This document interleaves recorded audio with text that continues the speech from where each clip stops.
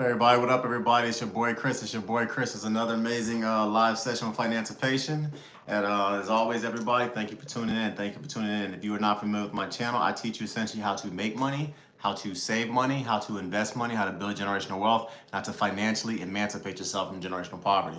Given everything that's kind of going on right now, guys, in the world in regards to these tariffs, these trade wars, and the things that are going on with Donald Trump's tariffs and everything, I wanted to do a podcast more or less where we just kind of go into detail about some of the different ways that you should probably spend your money right now, considering what's going on. So full disclosure, I will let you guys know this off gate. I do not talk politics on my channel. If you want to find out what my political beliefs are, check out my Patreon, okay? So this will not be a podcast. I'm sorry, this will not be a live session where I'm bashing the left, bashing the right, or any of that kind of stuff.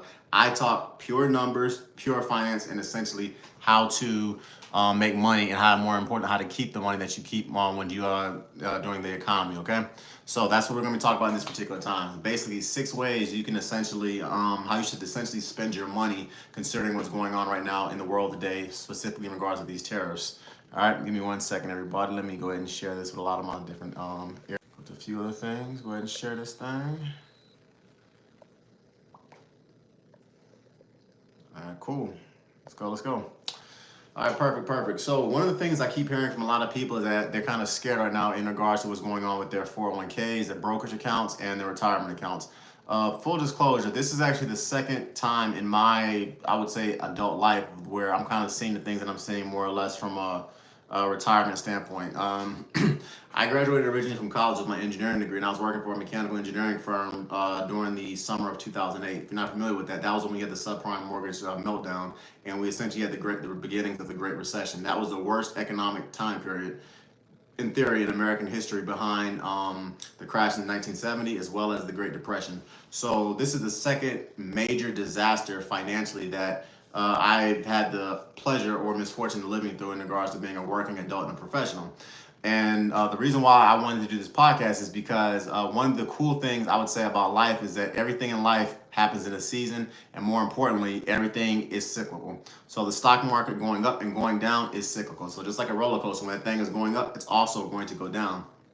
And a lot of people right now are absolutely horrified because they're seeing what's kind of going on with their 401ks, they're seeing what's going on with their brokerage accounts, they're seeing what's going on with the electronics they have to buy, they're seeing literally the price of eggs, which right now are at the highest they've ever been in history, they're seeing the price of gas skyrocket pretty much all over the country, and they're seeing a lot of different things go on in regards to these trade wars that are going on with Canada, China, and Mexico, as well as with the Eastern European nations, and as well as Europe. So a lot of people are literally horrified because they're like, okay, what is going on? This is not what they voted for. This is not what they thought would happen.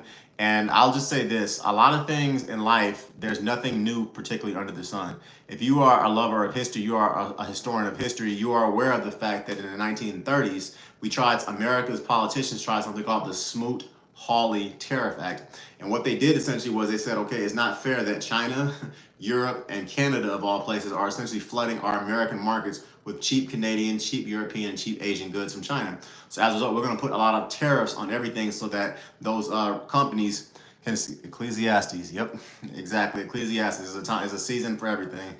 There's a time to plant, there's a time to build, there's a time to kill, there's a time to laugh, there's a time to mourn, there's a time to cry, there's a time for everything. Everything in life comes in seasons. And to get back to the 1930s with the Smoot-Hawley Tariff Act, what America did was they put massive tariffs on a lot of the countries that they believed at the time in 1930 were bringing in quote unquote cheap goods into America. The idea was kick those cheap goods out and it's going to boost manufacturing here in America. This is the 1930s, pre-computer age, obviously. What ended up happening though was all the companies, the Canadas, the Germanys, the Europes, the Frances, the Chinas, what they did was they essentially moved their products, their factories out of America, which drove up unemployment in the 1930s.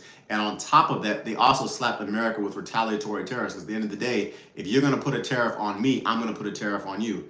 So that cell phone that used to cost $1,000 in 2024, now you put a 25% tariff on me.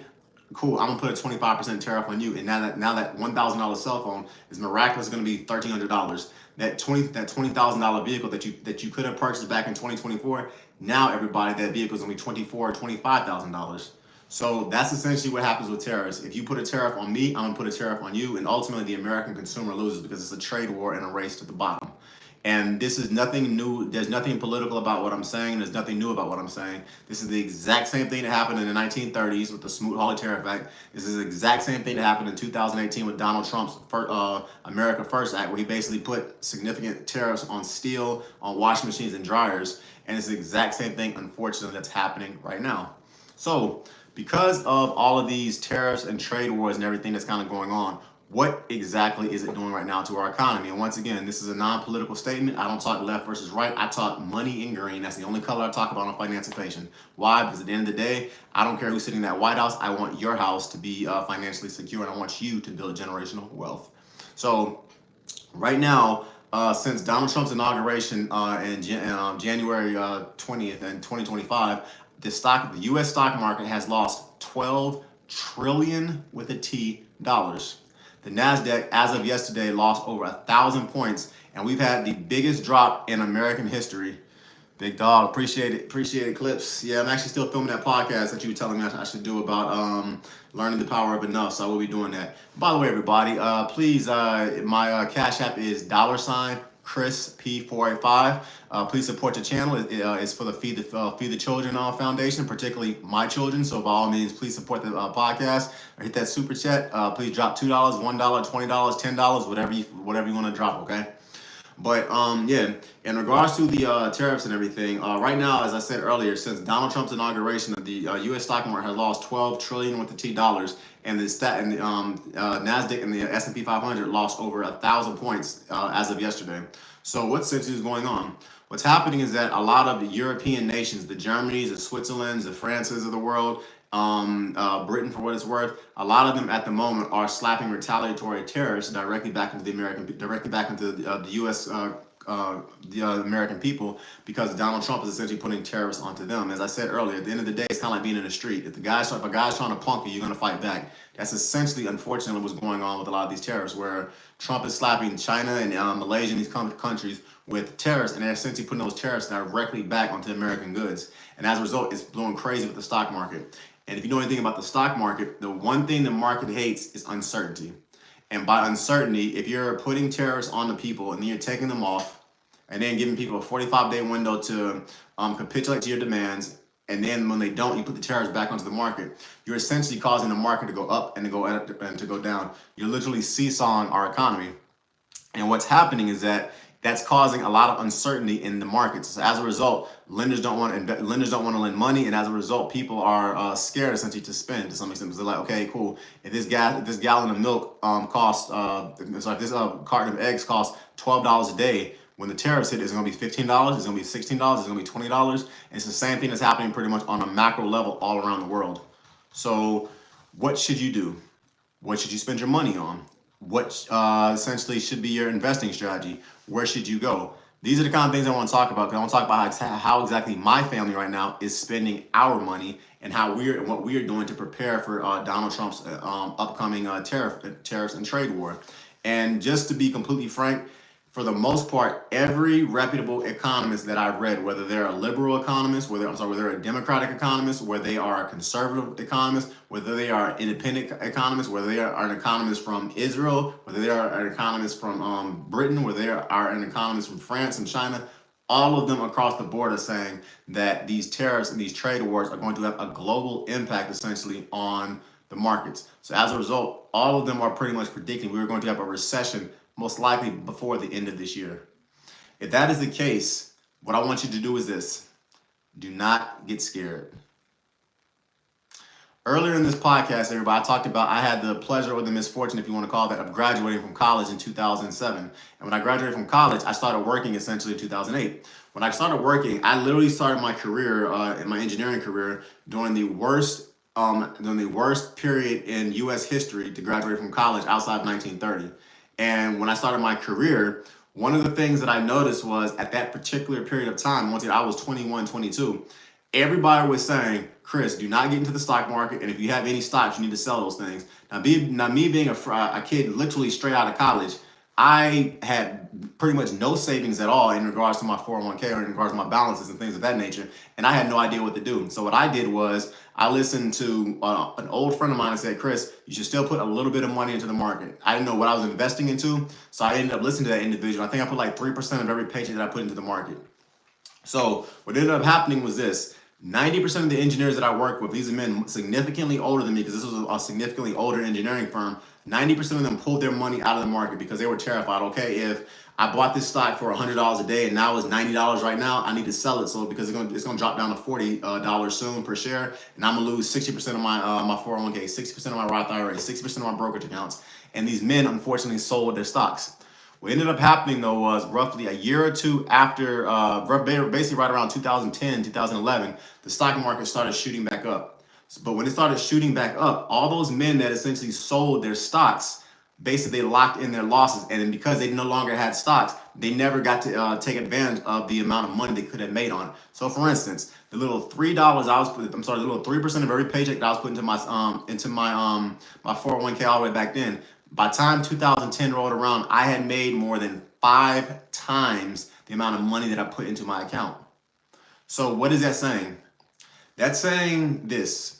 The stock market, I don't care how bad the economy is, because even in the 1930s, the individuals that kept their money into the market and are still investing into the market, eventually after World War II and 14 years later, the stock market came back and those individuals made insane amounts of money. The Kennedys actually can attribute some of their wealth essentially to investing into America during the dark ages of the 1930s and the Great Depression.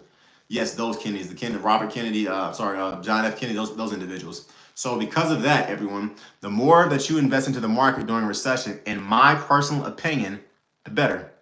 And the reason why I say that is because when eggs are cheap, you buy eggs. If a pair of Jordans are cheap, that's when you buy your Jordans. If a hoodie is cheap, that's when you buy. If a hoodie's on sale, that's when you buy a hoodie. If a house is on sale, that's when you buy a house. Well, everybody, during a recession, that is when stocks are on sale. So in my opinion, there is a time period, there's a sequence of operation that you have to go through in regards to basically investing into the stock market, which we're going to talk about later tonight. But you should still invest a percentage of your income into the stock market, because just like they go up, they're eventually going to go down, but they're also going to go up. They'll go up again. So to go back to 2008, every one of my engineering firms essentially sold their stocks. I kept mine because I was only putting like probably a measly $100 every month into it. And as I continued to do that, when the stock market came back, I basically made out like a bandit. But unfortunately, all those 55 and 60-year-old engineers that I work with that pretty much sold their stock during the height of the recession, when the economy came back, they had literally they lost all their money. Why? Because they basically locked in their losses. So what I want you to take from what's going on right now, and this is taking the politics and all the geopolitical stuff out of it and all the rumors that you're hearing about wars and rumors of wars and all that stuff, take all that stuff out of it. If you purely want to look at it purely from a historical perspective, the people that made the most money during the 1930s, when it came to the stock market, with individuals that did not sell their stock, they kept it in there. And then when they kept it in there, they basically kept it for years and years and years, and they continued to invest. And when the American economy came roaring back, they made money. The people in the 1970s, when the economy crashed back then, when the individuals that kept their money into the stock market, they lost a lot of money initially, but when it came back 3 or 4 years later, they made a lot of money. And to those of us in 2008, like myself, and once again, I was a broke, just like straight out of college student, so I didn't have a lot of money then. They invested, we invested our money. We kept it in there from 2008, 2009, 2010, and right around 2011, when the economy kind of started roaring back under the Obama administration, we made an insane amount of money. If I remember correctly, as I stated earlier, I made 5 times as much money from what I put in from 2008 to 2011. Why? Because I stayed the course. So what should you do? Everybody right now, like I said, is running around terrified because I think the last time I looked, Donald Trump is about to hit the Chinese market with a 3,500% tariff on solar panel cells. China is retaliating back. Mexico and Canada right now are working out trade deals with China. Greenland right now is looking to China to protect them from America potentially invading them. So it's just like a lot of stuff kind of going on in everybody. And honestly, it's one of those kind of things where you should watch the news, in my opinion, because you don't want to be misinformed. So you don't want to be uninformed, but sometimes watching the wrong channels and watching the wrong kind of news keeps you misinformed. So if you do want to kind of take a look at some of a more apolitical type thing, I would say watch the BBC, watch the Singaporean, read the Singaporean Times if you can. If you do want to watch foreign media and kind of get a better understanding about kind of what's going on, me personally, I prefer to read international news media outlets like Al Jazeera and people like that, just because I find that in general it's a little less political than what we have here in the United States. More importantly, there are 7.5 billion people in the world who do not live in the United States of America. So if you only get your news from the United States of America, from the 400 million people that live here, you're literally going to be missing out on roughly 85% of what's kind of going on. It's always kind of good to get a good idea about what's going on for the rest of the world. And right now, economists, as I stated earlier, from literally every walk of life, from every country, from every political persuasion, they're basically saying that this trade war is not going to end well for the consumers, whether it's the consumers in France, whether it's the consumers in China, or whether it's the consumers where I care about the most, obviously here in the United States of America. And the reason why is because, once again, when elephants fight, the grass is what gets trampled. Essentially, if I'm hitting you with tariffs and you hit me back with tariffs, and you're raising the tariffs and I'm raising the tariffs, and you're charging me 25% for my goods, so I'm charging you 30% for your goods, and you're charging me 35% for your goods, then guess what? Everything gets more expensive. Everybody, please like, comment, share, subscribe. If you want to support the channel, please hit that super chat button. And my cash app is $CHRISP485. Okay.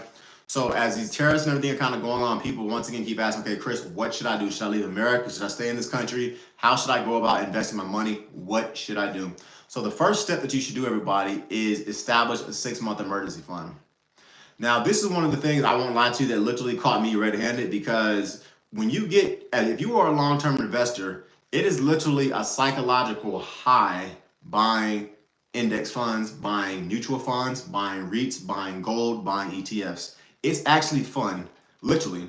Like when you click that mouse, when you have a brokerage account through Fidelity, Charles Schwab, TD Ameritrade, Vanguard, or my personal favorite, Fidelity. If you have a brokerage fund, if you have essentially a brokerage account through one of those providers, it literally, everybody, is fun investing your money.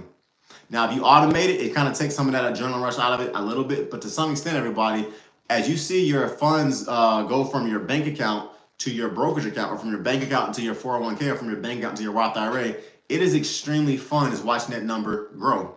Now, full disclosure, the past performance is no indication of future returns. So in other words, the stock market does not always go up, but over a 15-year period, 96% of the people that invest into the stock market, and they invest to match the stock market, we make money over time. So there's a 96% chance that over any 15-year period in American history, you're going to make money if you invest into the stock market. So as a result of that, if you are a guy like me who likes seeing your money get bigger, bigger, and bigger, it's literally fun to invest your money. But herein lies the problem. Let's say you hit a very, very bad period of life. Let's say you get fired from your job. Let's say one of your children gets sick. Let's say you have a blessing in your family and another baby is born. That's all well and good, but it costs about $12,000 to $15,000 per baby here in the United States of America. So if you do not have a fully stocked emergency fund, when life happens, and life is going to happen, you get kind of pretty much caught with your hand in the cookie jar. Because at the end of the day, your wife is going to get pregnant. You're going to have surgeries or something like that. You're going to you may potentially lose your job. You may get sick. You may have a death in the family. You may have to bury somebody. At the end of the day, if you do not have a fully stocked emergency fund, at some point, life is going to catch up with you. And you can have all the money that you want essentially in your brokerage accounts. You can have all the money that you want in your bank accounts. You can have all the money that you want essentially in your Roth IRAs. If you have to start taking money out of your retirement accounts to pay for life when it happens, that's not a good place to be. So the first step I would tell you to do, and the first way that we are spending our money in my household, is we are boosting up our emergency funds.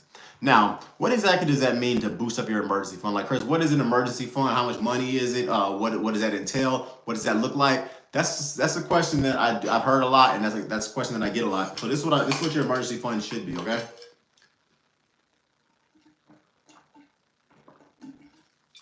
First and foremost, you need to establish a budget.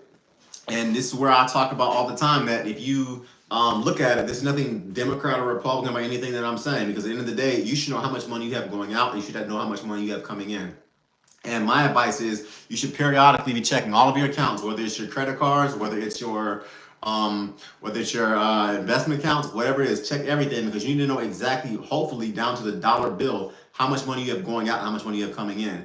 Once you have determined that, you need to basically start tracking, like, how much money am I spending for dating and taking women out? How much money am I spending possibly on alcohol every month? How much money am I spending possibly every month on food, on gas, on charging my vehicle? How much money am I spending on groceries? How much money am I spending on date nights? That kind of stuff. Because you need to know down to a T exactly how much money you are spending.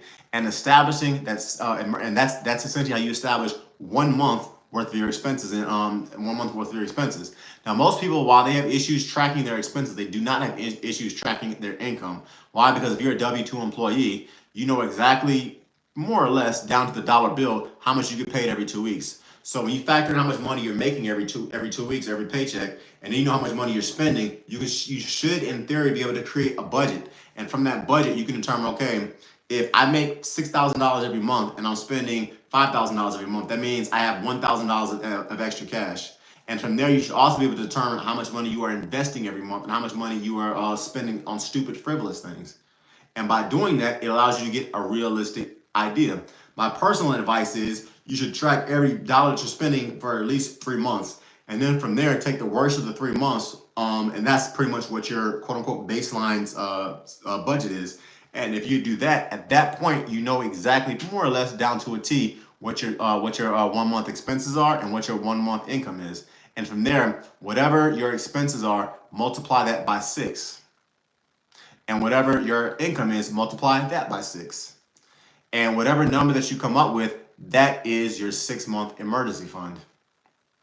Essentially, you want to be able to go 6 months. If you get fired, you lose your job, something happens to you, you want to be able to go 6 months not having to work. And once again, this is also one of those concepts, full disclosure, I have been caught with my hand in the cookie jar with this one, because once again, when you figure out how to start investing and you start seeing what the S&P 500 and what index funds, what mutual funds possibly, and what REITs and gold and things is doing with your accounts, it literally becomes a psychological high as far as investing your money. Last year, the S&P 500 had over 50 occasions, 50 separate occasions last year in 2024 under the Biden administration where it had record highs.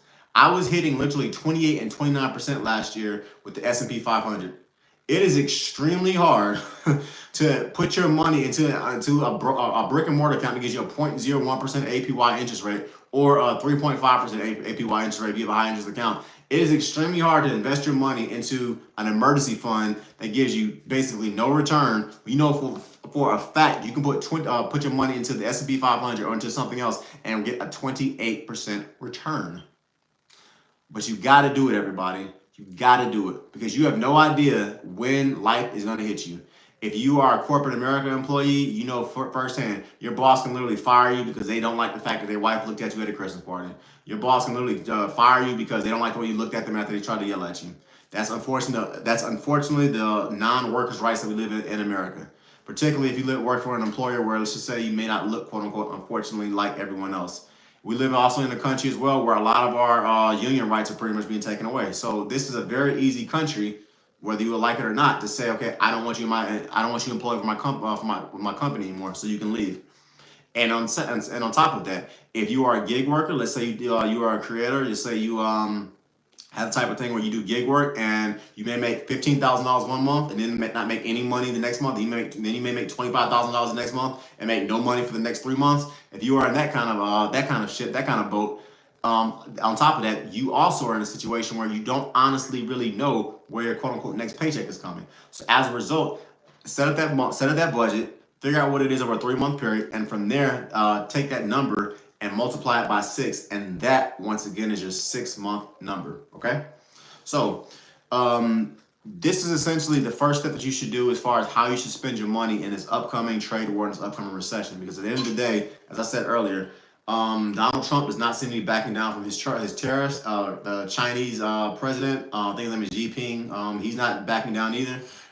Germany, they've already made it extremely clear that they are not playing when it comes to Elon Musk, and they're slapping tariffs on all the stuff that he's importing.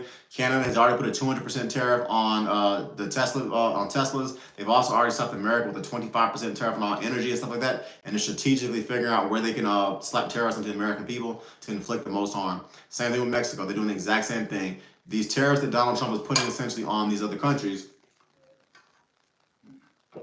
they're slapping them directly back onto the American people. So as a result of that, it's not a coincidence, everybody, that used cars are getting more expensive. Brand new cars are getting significantly more expensive. Eggs are getting more expensive. Gas is getting more expensive. Utilities are getting more expensive. and electronics are getting more expensive. In general, houses, everything. Everything is going to continue to get more and more expensive, everybody, as these trade wars ratchets up. And as I said earlier, I don't talk left versus right on my channel. I don't talk White House, I talk your house. And I don't care who's sitting in that White House. You need to figure out exactly, okay, what are we going to do? Because if everything's going to continue to get more expensive, we have to basically figure out how we're going to get around it. And the first way you should spend your money, in my humble opinion, during these upcoming trade wars is to get that 6-month emergency fund and make sure that thing is fully funded, okay? So if you got a Christmas bonus coming up, or you got a birthday, you got birthday money coming in, or you had a death in the family, let's say you get $25,000, you get $5,000, you get $500, throw that thing direct into your emergency fund, okay? And if you're curious where I park my emergency fund, book a one-on-one session with me, and I'll walk you through exactly where I park my money and why I'm parking it in there, and how I set up my accounts and all that kind of stuff, okay? So once again, it's your boy Chris, everybody. Please hit that super chat button. Please support your content creators. Additionally, my Cash App is $Chris P485, CHRS P485. Okay, so yeah. Step 2. The next thing I want you to do after you have this 6-month emergency fund, more or less, and it's fully funded, the next one I want you to essentially make money during Trump's upcoming market crash and do his upcoming recession that a lot of economists are unfortunately predicting because everybody is fighting this crazy trade war, is to do this. I want you to invest heavily into the stock market. Now, I talked about this a little bit earlier when I talked about, thank you. Yep, you're welcome, you're welcome. Please support the channel, everybody. It is most appreciated. Support your boy, support your boy. $Chris P485, or just that super chat button. So as I said earlier, everybody, in 2008, which was the Great Recession, essentially, which was the last time we had a financial calamity that looks anything like what we're probably about to experience now. In 2008, the individuals that invested heavily into the stock market and then pulled their money out, they essentially locked in their losses.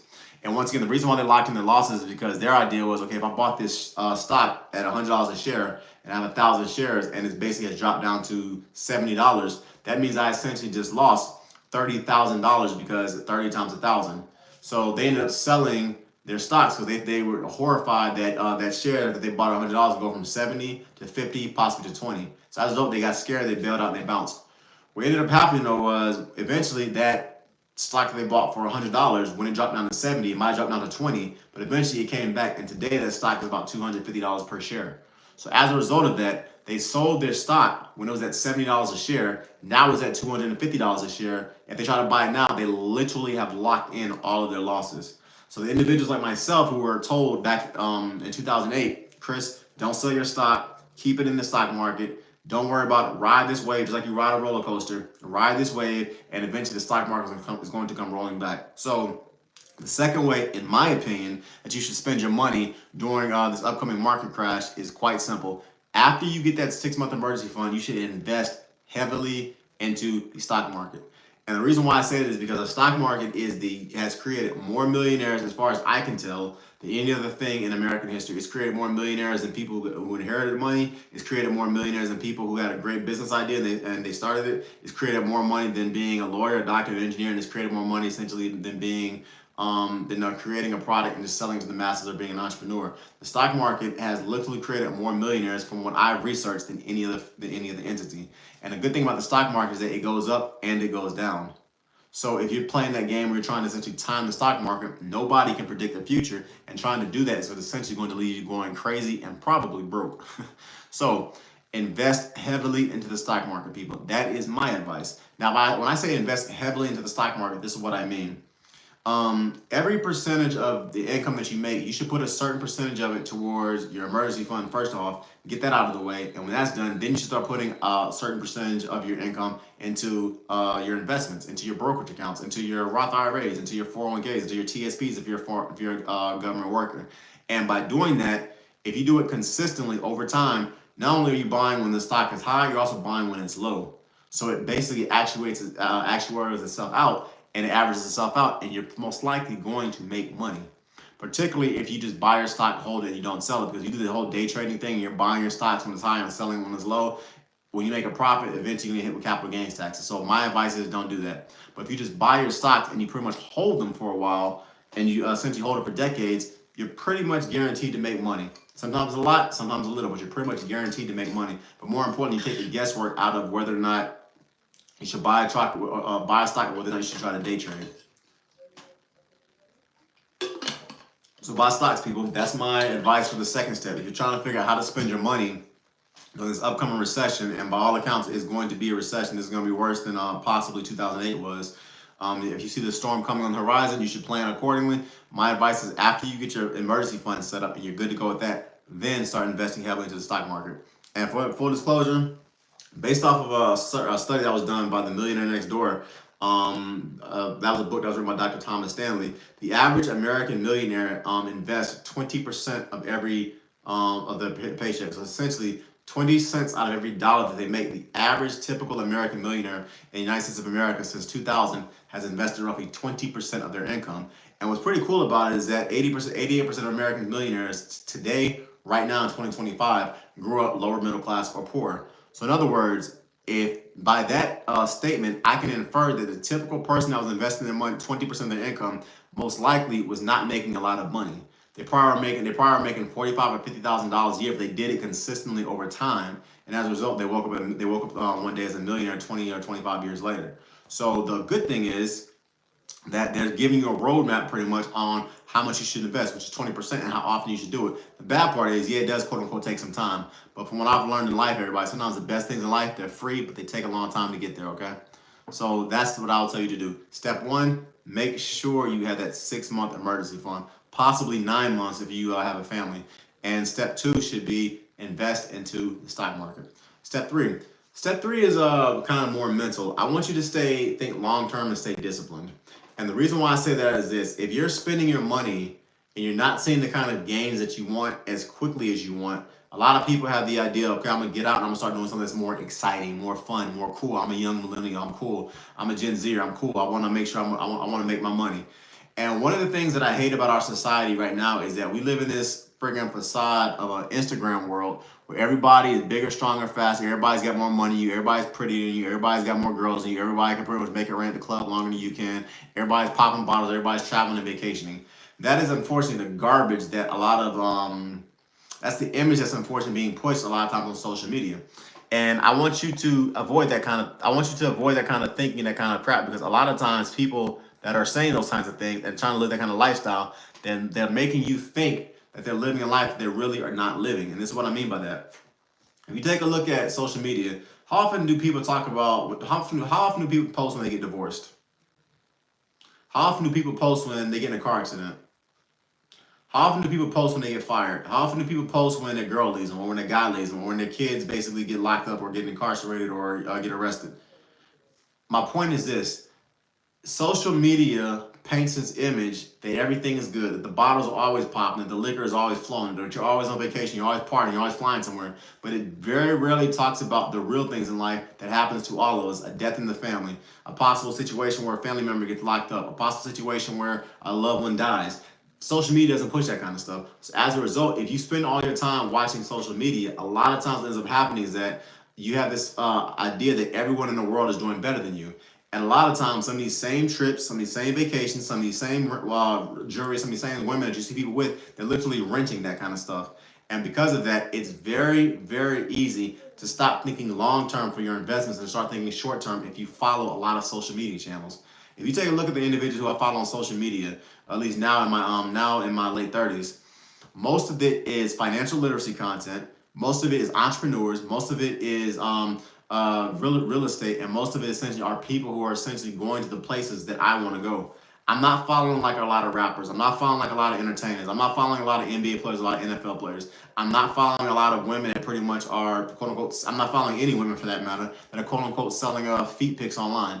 Why? Because that stuff is garbage and it doesn't get you anywhere. The stuff that I'm following is stuff that edifies my mind, edifies my spirit, and most importantly, in addition to edifying my spirit, it's also helping my paycheck.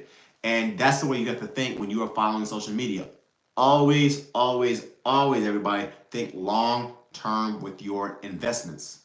And I say that because it is extremely easy to say, okay, I'm only getting 10% of my returns if I invest into this. I'm only getting 5% of my returns if I'm investing into this. So because of that, I want to start getting more. I heard about this new flashy Forex. I heard about this new flashy crypto thing. So as a result of that, I want to start investing into the flashy, sexy stuff that my boy over here told me about, this chick over here told me about. It says, okay, cool, invest with me, give me $10,000, and I'll teach you the secrets of how to become a millionaire and how to make 30% of your investments. So what ends up happening more often than not is people will actually listen to this absolute garbage.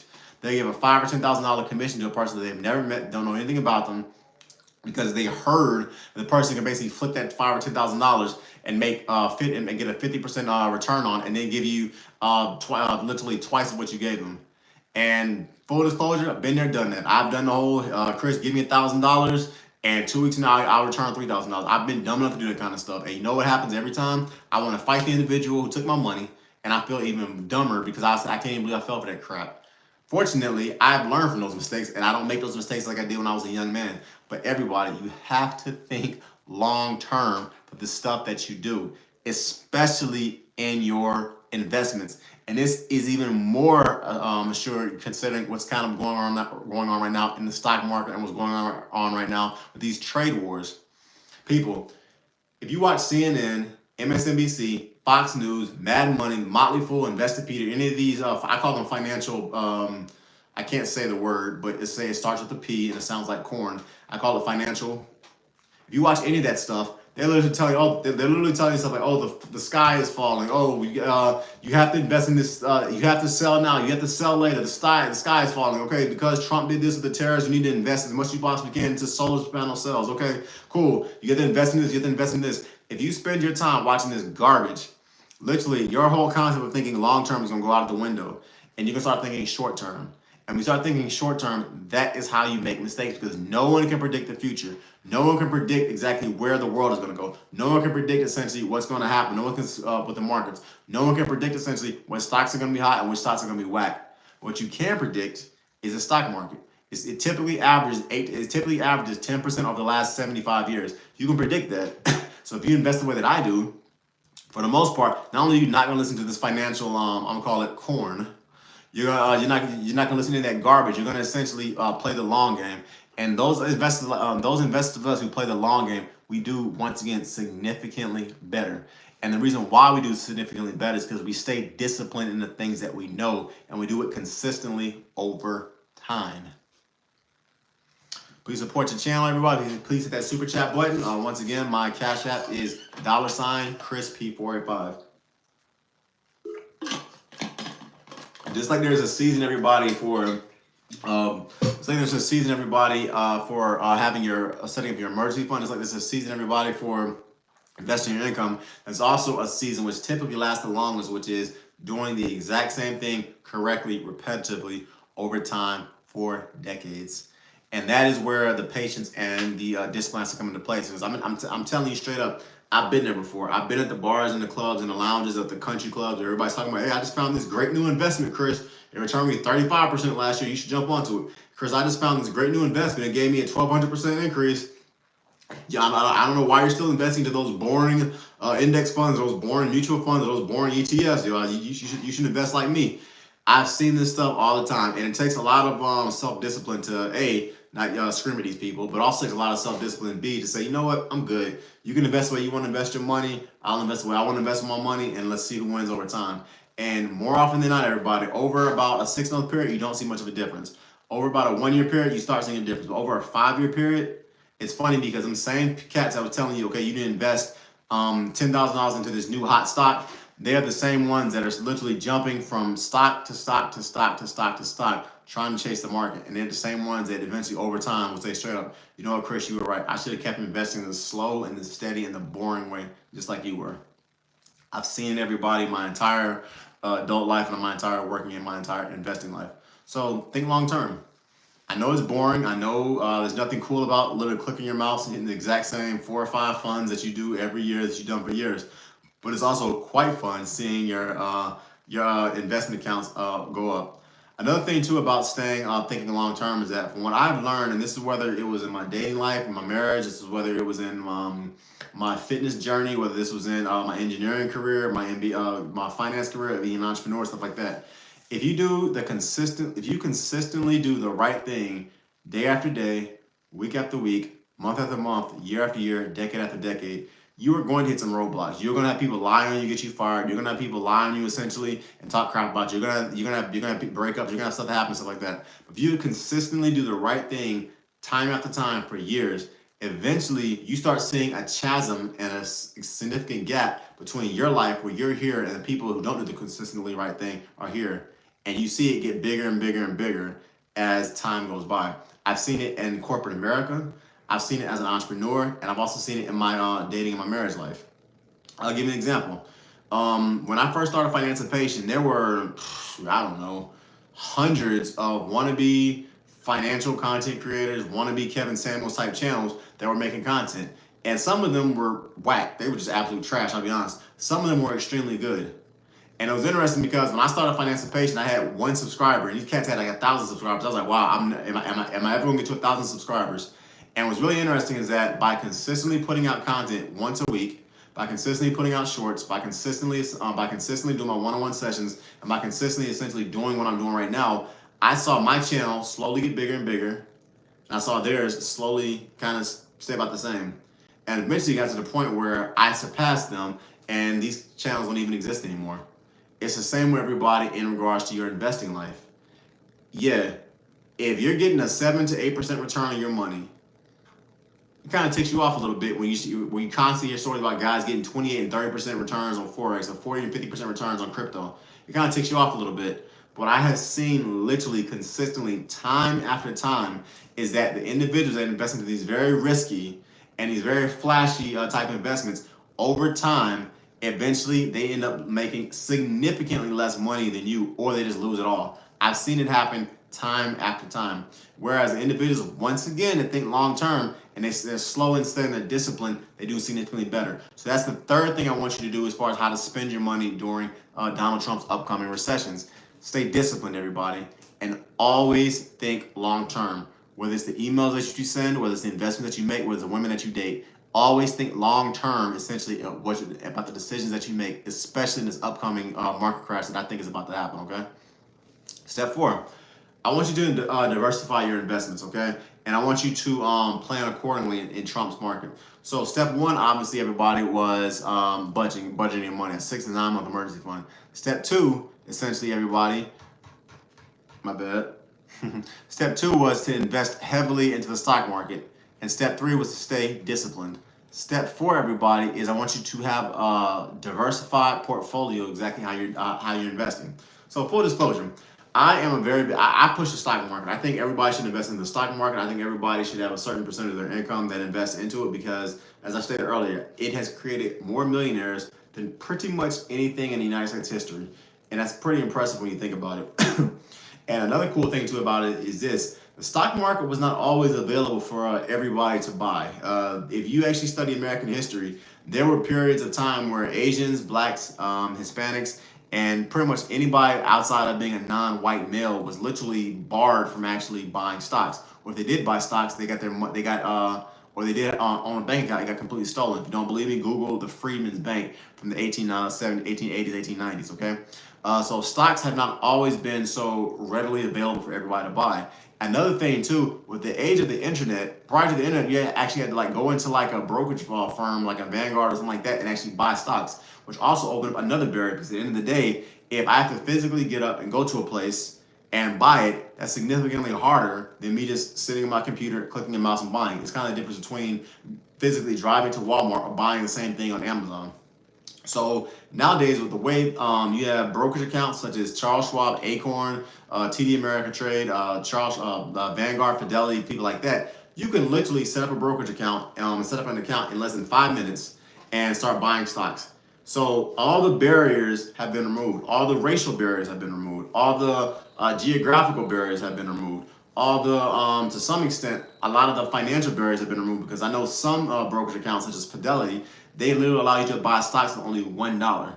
So buying stocks today is easier than it's ever been. And because of that, as I said earlier, you should invest heavily into the stock market. So I'm all for investing in the stock market, but I'm also for diversifying your investments. So what do I mean by that? If you've already gotten to step 4, essentially, as far as how to spend your money, this probably would not be a bad time for you to possibly start looking to some extent into real estate, into buying property and land. The reason why is very simple. With all these deportations going on, once again, I spent time in my professional career in construction. 70 to 75% of our workforce is Latino, and typically they come from Central American countries. So right now, one of the reasons why residential construction and commercial construction is getting more expensive, in addition to the tariffs, is because the individuals who manually do that labor, a lot of them are leaving the country, and or they're being told to leave the country. So as a result of that, it's very hard to build a house when you ain't got nobody to build it. It's very hard to build a commercial building when all your steam fitters, drywallers, and electricians are essentially scared to come to work. I'm not getting into the political aspect about it, but once again, the workforce that typically builds these buildings, some of them just flat out are leaving the states that they live in and going to work somewhere else. So as a result of that, what happens when you have a bunch of real estate that's sitting empty on the market and no one can buy it because everyone is broke? It plummets.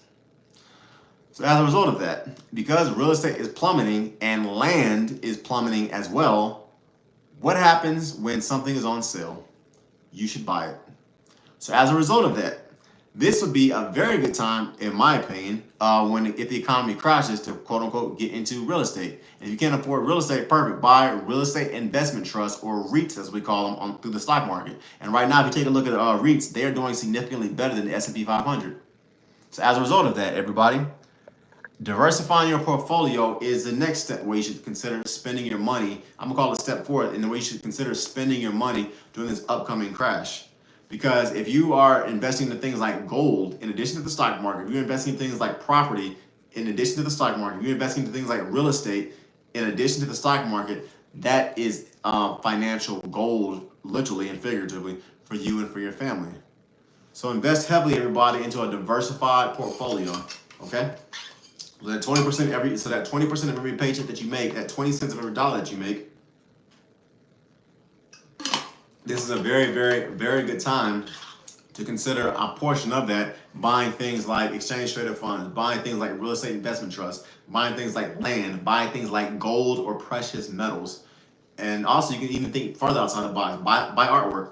Artwork last year I think had like a 45% return on this investment. So if you can play in that world and you have a place to store it and to keep it safe, artwork is arguably one of the best investments you can make, because for one very simple reason, there is no regulatory body essentially about how to regulate it. So as a result of that, if you buy artwork and you know what you're doing and you know what you're buying, that is literally one of the best investments of your life that you can make, at least from a return on investment perspective. Okay.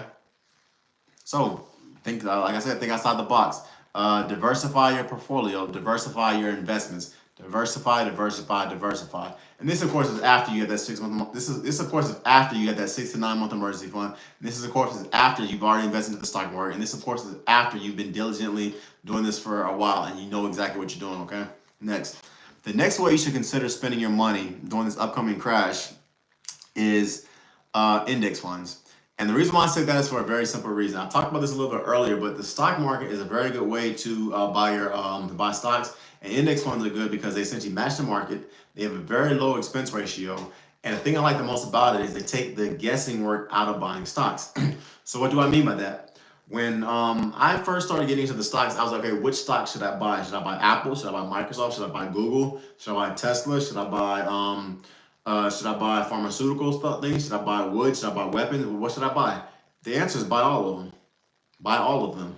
And the good thing about index funds is that if they track a certain index, it allows you to pretty much track exactly what you want to do. So if you want to buy, if you think that pharmaceutical laboratories are about to blow up, or data centers are about to blow up, or AI is about to blow up, and by blow up I mean get bigger in a good way, buy index funds that track those markets. Okay, so that's the next one I would tell you to essentially spend your money during this particular upcoming crash. We're most likely going to have a recession or whatever.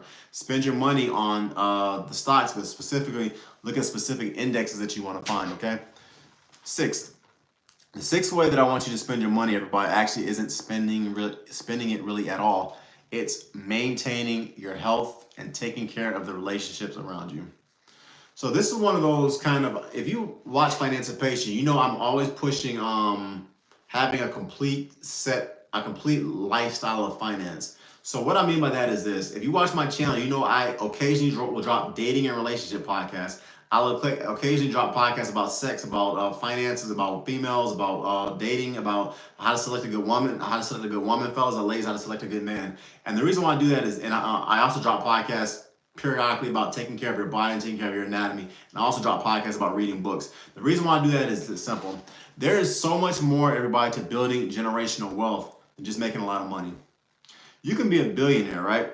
But if you're 400 pounds and your stomach is so fat you have not seen your Johnson in 25 years and you have to walk on cranes and get around in a wheelchair, even if I was a billionaire, I'd rather be a millionaire and be able to play with my kids and roll around in the dirt and roll around in the grass and actually have a lifestyle where I can run around and please my wife and please my woman. Simple as that. At the end of the day, there's so much more to finance and to building generational wealth than, as I stated earlier, than just having a whole bunch of money. And it's the same way with your mind. If you make your money, but you were so ashamed or disgusted about what you did to make your money that you got to go through, that you have to be on antidepressants and be high all the time and be drunk all the time because you're disgusted at what you did to make your money. That's not a lifestyle that, I mean, personally, I wouldn't do. I'd rather be poor. I'll be real with you. If you have a lot of money, but you have no idea how to keep it or how to invest it, you lose it. If you don't believe me, take a look at professional baseball players, professional hockey players, professional basketball players, professional football players, and professional boxers that go broke because they made a bunch of money, but they surrounded themselves with loose women, they surrounded themselves with drugs, alcohol, and partying, and as a result, they lost it all. So on Financipation, I don't just talk about the financial or the fiduciary components of getting wealthy. I talk about maintaining a healthy mind, a healthy body, and having healthy relationships. So the next step that you should do in regards to how you should spend your quote unquote money or your financial capital during these upcoming recessions is to hold the people that you got in your life tight, love them, and treat them with dignity and respect. Because at the end of the day, if we are truly going to go through some quote unquote hard economic times, you want to make sure that the person you were sleeping next to every night got your back and you got theirs. Additionally, you also want to make sure that you are reading the right kinds of books. I'm about to be dropping a podcast very soon on books I think every man should read. No disrespect to my ladies. I love y'all. Thank you for the support and everything. But there's an issue right now we're currently having in America where masculinity, and I don't really delve a lot into the whole manosphere. It's not really my cup of tea. There are other channels that do a lot of that stuff. But there's an issue currently that we're having right now with masculinity and what does it take, quote unquote, take to be a man today. And there's a lot of things I could say. I'm not going to talk on this podcast about it, but I will say this. One aspect of being a man is that you have to get up, leave the proverbial cave, leave your house, leave your apartment, go work, bring value to the world, and come back. And another aspect of being a man is providing for the individuals who, quote unquote, rely on you. And you can do that by investing. So one of the podcasts I'm going to drop, I'm going to be talking about 10 books I think every man should read. Whether you're Christian, whether you're Muslim, whether you're black, whether you're white, whether you're Asian, Hispanic, it's really irrelevant. If you were born a male, these are books that I think you should read. Why? Because they basically push you in the direction I think men need to be going in regards to masculinity, finances, and protection. And for protecting the world and the communities around them. Because at the end of the day, to me, men were put on this planet to do three things: to protect, to provide, and to lead. Another podcast I'm going to be dropping shortly as well is 10 books I think every human should read, period, in regards to finance. Why? Because these were books that literally changed the financial trajectory of my life. They basically made me a vastly better financial person. This was back in my high school and preteen days when I was still hooping and playing ball at the DYA and stuff like that on military bases. This is back in the day when I was still in middle school. Slight books that people had me read because financially it started having me think about money in a very different way. And I think every man and every woman should read these books. So I'm gonna drop a podcast about that as well. And the relationship piece, I'm also want to go back to that a little bit. As I stated earlier, if we are truly going to be going through a recession or another 2008 style recession, or God forbid a 1930s type depression, you had better make sure that the woman that you got in your life, fellas, really is in it for the long haul. Ladies, if we are honestly about to go through a 1930s style recession, you had better make sure that the guy you got in your life is legitimately got your back, because financial stress is hard. Employee and W-2 and work stress is hard, but family stress and relationship and sexual stress is the worst kind of stress that there is. You don't want to if you have stress outside your house, but it's peace inside your home, you are a very blessed and a very happy person. But if you got stress outside the home and you got stress inside the house, that's when you are essentially living in a friggin' war zone, and you don't want that. So maintaining your stress levels and make sure the person that you select is good for you. That is something else that you should be spending your capital, your financial capital, or your money on during this upcoming possible recession. And the last thing you should be doing as well, and this kind of goes into the whole relationship, the mind, body, and soul thing, is that you need to make sure, from a health perspective, you are taking care of your body. Full disclosure, if you watch my channel, you are well aware of the fact that when I was in my early 20s, I was boxing and fighting and kickboxing and doing mixed martial arts competitions literally all over the world. I fought in rings and cages in Singapore to Chicago to Philly to New York to LA, even the islands, even in Puerto Rico and stuff like that. So in Canada, literally all over the world. And because of that, I have a very high quote unquote baseline for my health. Full disclosure, back in the day, I used to do about 250 push-ups a day and about 500 sit-ups every day. And this also went in line with me modeling for a little bit because they all kind of went hand in hand. You either look good, you either feel good, you either act good. Simple as that. So I have a very high baseline for my health. As a result of that, even though I'm no longer physically competing, but I would like to again at some point, even though I'm pushing 40. I have a very high baseline for my health, and it has allowed me to stay healthier than the average population going into my 40s. So my advice to everyone is simple. Please take care of your health. That's something else that I also push a lot on Financipation because I see so many engineers in particular and finance types, but mostly engineers, that they make these great salaries, they have these great careers, they have these great cars, they have these great houses. Some of them, they are financing through debt, full disclosure, but they have these great lifestyles, but they're so obese that they can't even enjoy it and they die of heart attacks in their early 40s.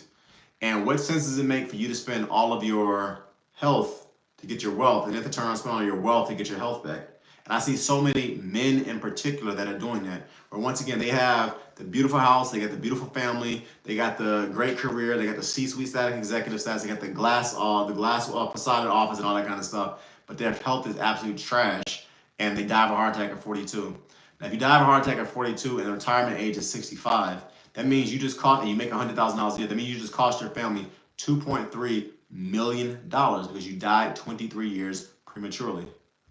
So take care of your health. If it requires you to spend money on a personal trainer, which I'm a big proponent of because I was a personal trainer for a couple of years, and that's one of the best investments that you can make in your life because it helps everything in your body. It helps most importantly your mind.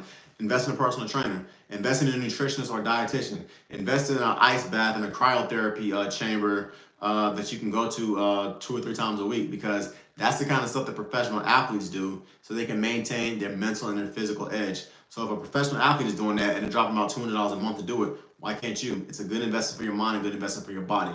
Maintain your health, eat your vegetables, drink lots of water, work out 3 or 4 times a week. I personally work out 7 days a week. So maintain your health. That's the last thing that I want you to consider spending your money on during this upcoming recession, this upcoming crash. Once again, everybody, it's your boy Chris. Please hit that $, please hit the super chat. $ Chris P485. Ask questions, everybody. Ask questions, okay? Because this is a two-way street. Welcome to the chat. And by all means, ask questions, okay? Fire away. So as I said earlier, first thing I want you to do on this potential upcoming market crash that pretty much every economist from literally Washington, D.C. to China to Europe and Germany and Russia are saying is about to happen is establish a 6-month emergency fund because you want to make sure that your family's assets are protected. So before you do any of the investments that I talked about, before you go out and start investing into your personal training and all that kind of stuff, establish a 6-month emergency fund. Another good thing too about the piggyback and go back to the health thing, you don't actually need to spend a lot of money to get healthy. You can literally buy a jump rope, do 10 push-ups every morning, 20 sit-ups every morning, and every month bump it up by 25%. And keep jumping rope and you can get in shape. Okay, so the good thing about your physical body is at the end of the day, your body is literally the only thing that you actually own in this world and in this prison and this matrix of life that we live in. So maintain that. But step number 1, everybody, the first way you should spend your money during 2025 is not spend your money at all. Establish that 6-month emergency fund, okay? Secondly, the second way you should spend your money essentially is to invest heavily into the stock market after you had that 6-month emergency fund, because when eggs are on sale, you buy eggs. When ladies, when a Gucci or Prada or a Birkin bag is on sale, that's when you buy the Birkin bag. Fellas, when a pair of Timberlands or a dope pair of cowboy boots is on sale, that's when you buy the dope cowboy boots or the dope Timberlands. Fellas, if a nice pickup truck is on sale or a nice Maserati is on sale, that's when you want to buy the Maserati, the pickup truck. Stocks are the exact same way. You want to buy your stocks, everybody, when you are doing a recession. And that is the best time to do it. That is how essentially all the billionaires and all the big dogs, they essentially are investing their money buy their stocks during a recession.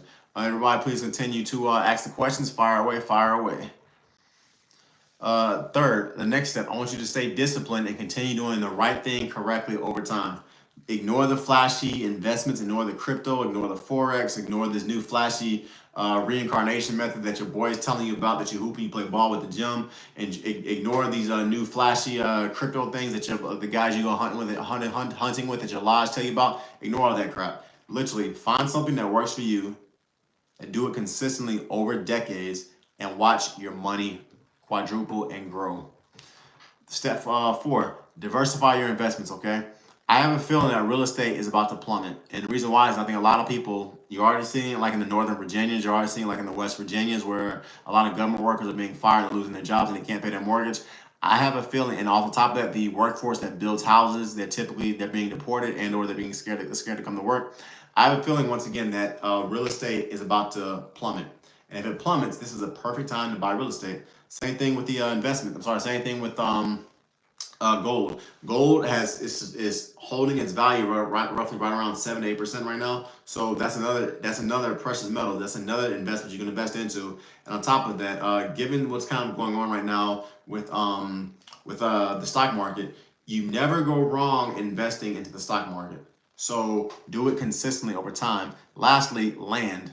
God makes more people, he does not make more land. So as a result of that, this is also going to be a good time to essentially buy land. Why? Because a lot of farmers are complaining because of these tariffs. They can no longer afford to pay their basic mortgage and they're losing their farms. It sucks for those farmers and it's sad, but it's an opportunity for you to buy farmland. So this is also a good time to, that's another way you can diversify your portfolio. Step 5, index funds. If you watch my channel, I am a huge proponent of index funds. So find an index that you actually like, an index that you like, and track it. And lastly, the last way you should spend your money during this upcoming trade war and upcoming crash that people are saying Trump's tariffs are going to cause is to invest into your mind, your body, your soul, and your relationships. Read books, everybody. Listen to podcasts like Financipation. Watch YouTube channels like Financipation, because I'm teaching how to invest into your mind from a financial standpoint, your body. There is no excuse why, everybody, you should be obese and out of shape in the United States of America. You can walk up the stairs at work. You can walk to and from your destinations. You can buy a $5 jump rope. You can do push-ups and sit-ups in the morning. If you are healthy and you can physically move, there's no reason to be out of shape. And study after study shows that people that are healthy and in shape, we get promoted faster. We have better dating and sexual options for what it's worth. And on top of that, we stay healthier and we add life to our years and years to our life.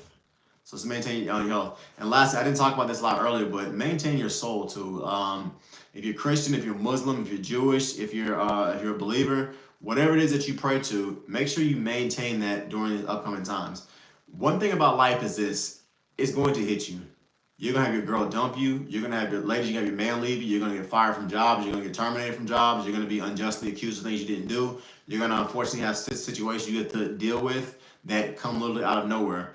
And sometimes the only rock you can really legit rely on outside of your partner, if you have a partner that actually has your back, is to rely on what you pray to. And I've seen personal times in my life where I don't know what to do. I don't know whether I should go left, I should go right, I should go up, I should go down. I say, God, I don't know what to do. You handle this. And he always does. So maintain your spiritual foundation and maintain that, because if this recession is going to be as bad as a lot of economists are starting to say, you had better have something that you can rely on that's different from just sex, that's different from drugs, it's different from who you're dating, who you're sleeping next to, who you're sleeping with, and how much money you make. Because at the end of the day, that stuff is going to burn up and potentially fail. But hopefully your belief in a higher power is still going to be what's going to be the driving force going to get you through the worst times of life. And at the end of the day, everybody, life, it happens to all of us, okay? So at the end of the day, get ready for it. All right, everybody, for a bounce, any questions y'all want to ask me? Anything you want to say? Because we're getting a little long here.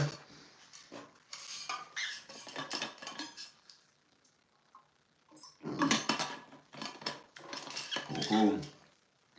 I want to say shout out to everybody also that's been supporting my channel. When I first started this channel, I have over 3,000 subscribers now, and I appreciate that, because that means the content that I'm putting out is getting better and better. But more importantly, you guys are supporting what I'm doing. You liking what I'm doing.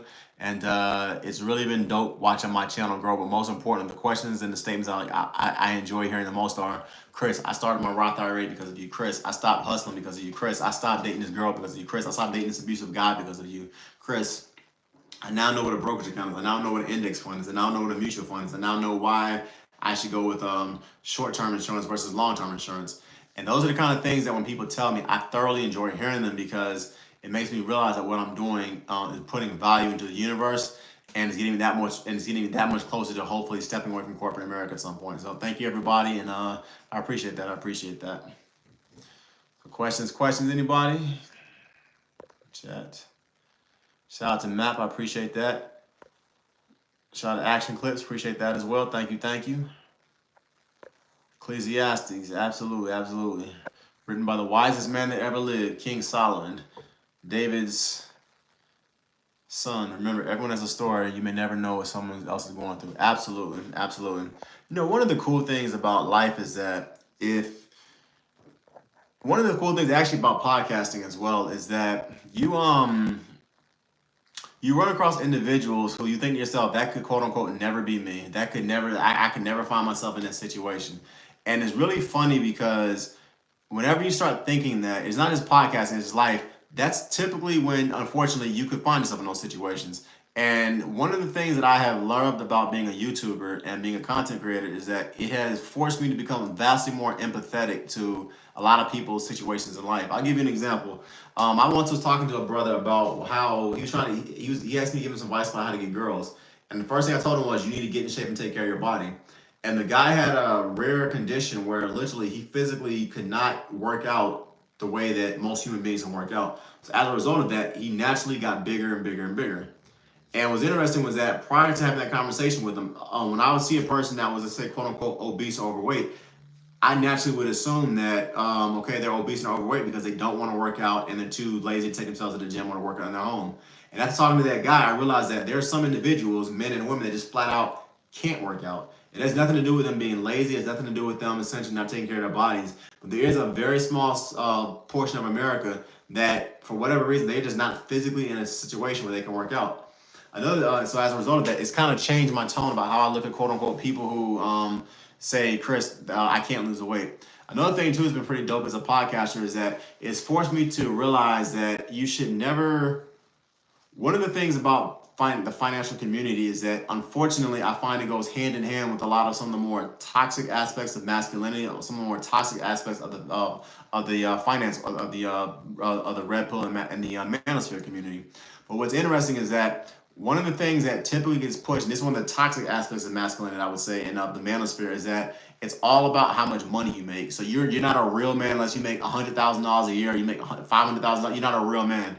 And what's interesting is that if you kind of start thinking that way, the second a person loses their job, the second a person gets demoted, the second a person runs a very bad financial period of their life, they're quote unquote not a real man.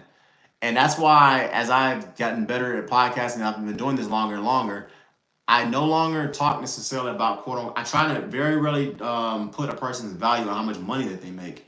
A couple of weeks ago, I did a podcast on 16 signs of a high value couple. And one of the aspects of a high value couple I talked about is, generally speaking, they make over $165,000 a year. But I preface that by saying I do not attach value to people by how much money that they make, because that is unfortunately a byproduct of the society that we live in, where if a guy don't make $500,000 a year, he's not a real man. If a woman doesn't make $100,000 a year, she's not quote unquote a high value woman. That kind of garbage. And I don't do that. And I try to never do that on my channel. Yes, there is a component to capitalism that says if you are bringing value to the world, you get paid based on the amount of value that you bring. So yes, there is an element to quote unquote higher value people do in some situations make more money. But you can look at strippers, you can look at sex workers, you can look at guys that hustle and sell drugs. They have a lot of money, but they're not high value individuals. So I no longer try to ever talk about a person's worth by how much money that they make. Because at the end of the day, you can make all the money in the world. If you're a scummy person with no morals or values, you're sympathetic, not empathetic. Empathetic, if you suffer from the same issue and you can sympathize that. Yeah, thank you for sharing. Got you. I hear you, Biggie. It's both for me. I have my empathetic stories as well about struggling with different depressions, suicidal thoughts, losing jobs that I never should have lost, that kind of stuff. So I try to do both. There are certain things I can never empathize with. I'll be completely honest with you, and there are certain things I can sympathize with. But at the end of the day, I think that in general, we have to realize that everybody has a different journey, and whatever your journey is, as long as you can look yourself in the mirror and say, you know what, I may not be where I want to be, but I'm a vastly better man than I used to be. That's the only kind of self-worth, in my opinion, and self-respect that matters. If you can look yourself in the mirror and say, okay, I'm a better person than I was today than I was yesterday, and I'm moving forward to being a better individual tomorrow, that's the kind of ish that I respect. Real talk. Please like, comment. I'm sorry. Please hit that super chat, everybody. Please support your boy. It's most appreciated. Please drop a dollar sign. Please definitely $5 or $10 is appreciated. $20 is appreciated. Whatever you guys want to drop, whatever your heart is telling you. Okay. So yep. Sub brand new. Appreciate it, Big E. Appreciate it. Ask questions, fellas. Ask questions. Ask questions, everybody, before I bounce.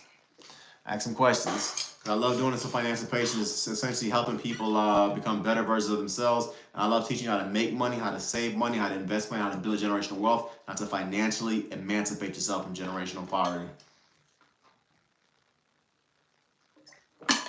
Earlier in this podcast, Big E, I was talking about essentially how you should spend your money in this upcoming crash. A lot of people, a lot of economists are saying that because of these trade wars, how often are you posting shorts on finance? Every day, brother, every day. So if you go to my channel and everything, you're gonna see me posting shorts probably at least 4 days a week. And then on top of that, I also post motivational posts and stuff like that. So you can see me posting financial shorts probably every other day, just about. That's kind of how I do it. I typically average 4 shorts a week, and I average about 4 to 5, 5 to 6, 5 to 6 different posts and things like that. Okay, so yeah.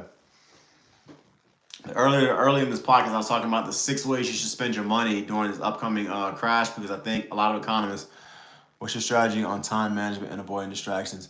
This is the way I do it, the God. I write down exactly what I need to be doing, literally like on a sheet of paper or my cell phone and stuff like that. And from there, I say, okay, cool, I have to do 10 different things a day.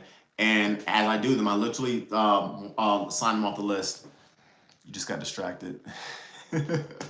Got you. So that's how I do it. Essentially, I figure out what I need to do that day. I write it down, and then from there, I can determine what I can do and what I can't do.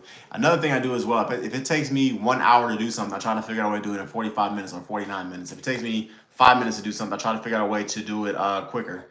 So that's how I pursue my time management. Another thing too is that I wake up very early, and that's how I get stuff done. Everybody, please subscribe to the channel, Financipation. Additionally, please support your boy with the super chat. My Cash App is $CHRISP485. Okay, so yeah, keep the questions coming. Keep the questions coming. Okay. Another way I limit distractions is that while I'm working, I make sure that I don't have like cell phone. I make sure that whatever distractions are around, whether it's TV, whether it's my kids, whatever is going on, I'll make sure I'm in a situation, in a place where I can focus on exactly what I'm doing. And I make sure I finish the thought. What I mean by that is this: if I have to do 10 different things, I don't go to number 2. I don't go to number 2 or 3 or 4 until I'm finished with number 1. I make sure that whatever I'm doing, I start it and I complete it, and then I move to the next step, if that makes sense. All right, everybody, keep the questions coming. Keep the questions coming.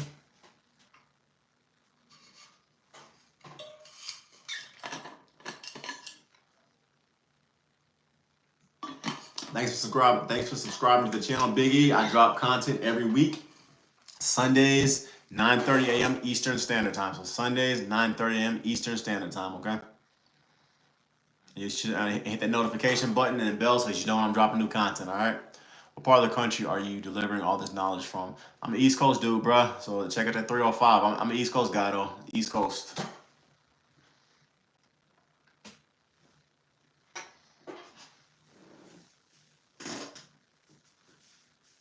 Educational pedigree, I have an MBA. On top of that, I pretty much learned everything from the School of the Hard Knocks. I got sick and tired of seeing people who look like me, working hard their whole life and then dying broke. So that got me on my financial journey when I was 8 or 9 years old. And everything I've learned, a lot of it I learned through the School of Hard Knocks, just from a growing up inner city kid. Do you share your personal portfolio with the viewers? I do not share my personal portfolio, and I don't talk how much money I make and things like that. I do, however, do coaching. If you want to book a one-on-one session with me, Big E, go to my website, therealfinancipation.com, or just go to Google, type in Financipation, and you can see The Real Financipation pop up. When you click that button, it's gonna take you to a screen. At the top of the screen, I have a red button that says investments, and then from the investments, you can book a one-on-one session with me. And when you book that session, I can walk you through all that stuff. All right. But yeah. But I can walk you through everything from college planning for your kids, how to invest in the stock market, how to read a balance sheet. Is Miami a good place for black professionals? I'll be honest with you, man. Miami is not DC, it's not Chicago, it's not LA, and nothing like that. But every place is a good place for black professionals. I mean, let's just keep it real with you. Have you ever been to a part of the country where if you're a black professional that makes a lot of money, it's not good for you? I mean, some places, yes, are better than others, but at the end of the day, if you are a quote unquote tall, athletic guy, you make a lot of money, and your brother, then you're going to attract the best of everything.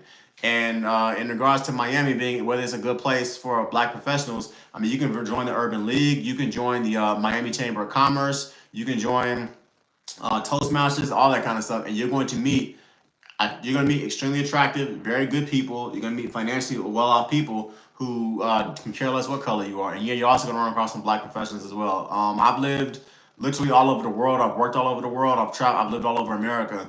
And I can say this, Miami is just like every other place.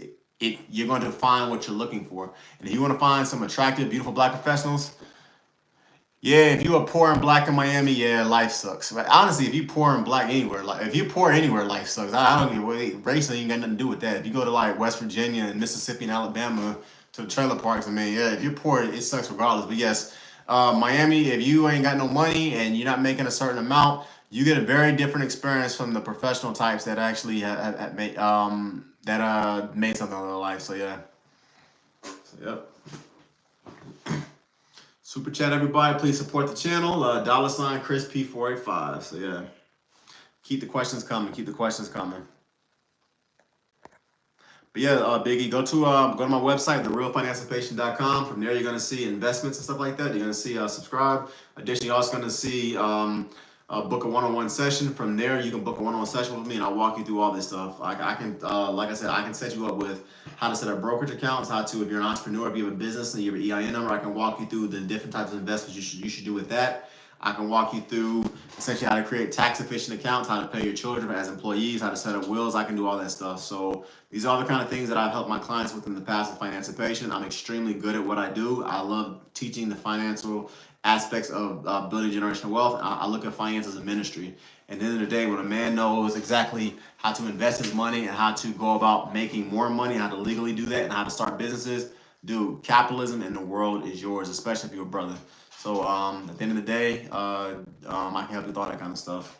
Simple as that. Questions, keep them coming. Keep them coming before I bounce.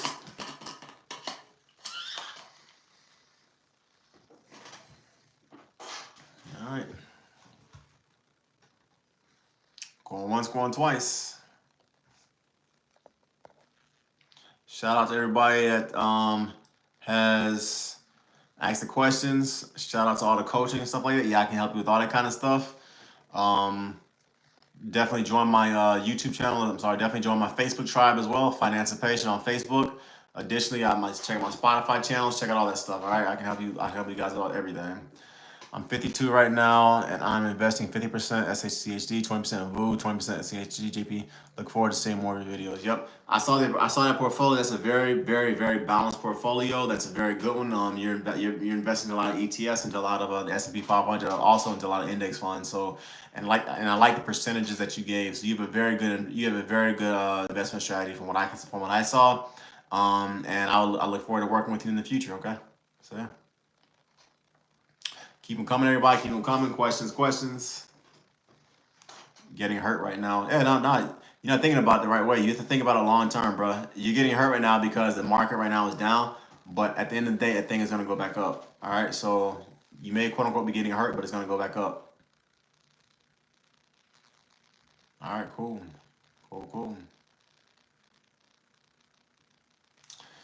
All right, everybody, it's your boy Chris. I'm about to bounce. If y'all got any other questions, by all means, please ask them now.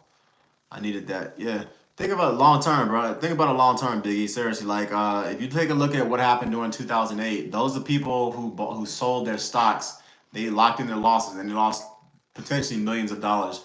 But the people like myself and I was a broke college student. I was a broke straight out of college student back then. Those of us who essentially invested our money into the stock market and kept it there, come hell or high water. In 2000, I think 10, 2011, when Obama kind of got the market kind of moving in the right direction, I literally made 5 to 7 times more money from 2010 to 2011. So the people who sold their stock lost millions, but those of us who kept it, I made literally 5 to 7 times more money from my investments because I kept them into the stock market. When you sell your investments during a bad time period, you're locking in your losses. But when you keep them, you're giving a chance to you give the market a chance to recover, and when it recovers, it's like a roller coaster. So yeah, yeah, keep your head up, bro. Keep your head up, man. Don't worry about it. Keep your head up. All right. Anyone else?